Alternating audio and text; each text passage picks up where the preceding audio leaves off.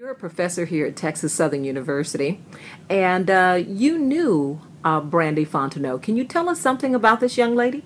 Well, one thing I know about Brandy as her track and field coach, and of course my father was the head track and field coach, and as the assistant, what I was able to attain for her that she had such a passion and a vision for success.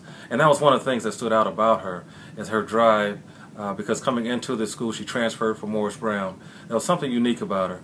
And so just to see her excel in the sport of track and field, as well as what she was doing in the classroom, that really was what was standing out about Brandy. She was a very special young lady then, obviously. Yes, yes. She was very special. She was more of a team leader right off the bat.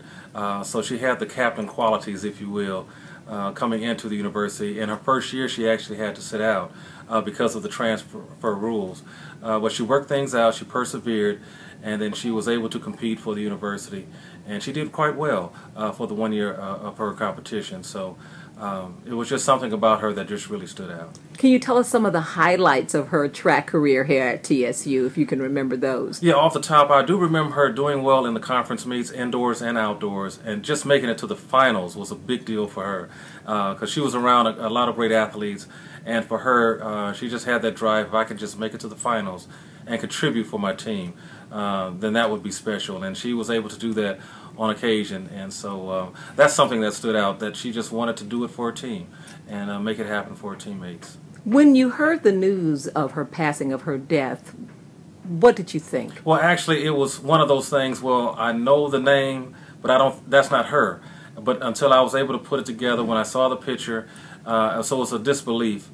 Even seeing her picture and seeing that she had gone on to do great things, it was just I guess all I can say, it was just a saddening experience as far as to my heart, to hear that one of the athletes, someone that you had contact with, that you had conversation with, and I just recall her walking on the Tiger Walk on the yard, and so and that brings about emotion.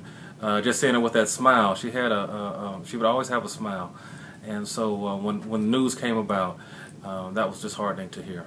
What is the one thing that perhaps others didn't know about Brandy that as her coach that you might be able to share with us? Something, a little inside thing about her that others just didn't know quite about this young lady. Well, I felt that she had a deep-seated passion for what she was trying to do. She did share with me some stories as it comes back to me, some things that happened in her life and that she wanted to overcome. And so she was using some tragedies that she had experienced, and she was turning that into triumph. And I could see that just coming off and letting the other young ladies know and her teammates know when they would complain and bicker that life is precious. And I recall in a meeting she would stand up, and that's what I was saying about the captain qualities, and speak on things and give her testimony. And so she was a well-rounded individual.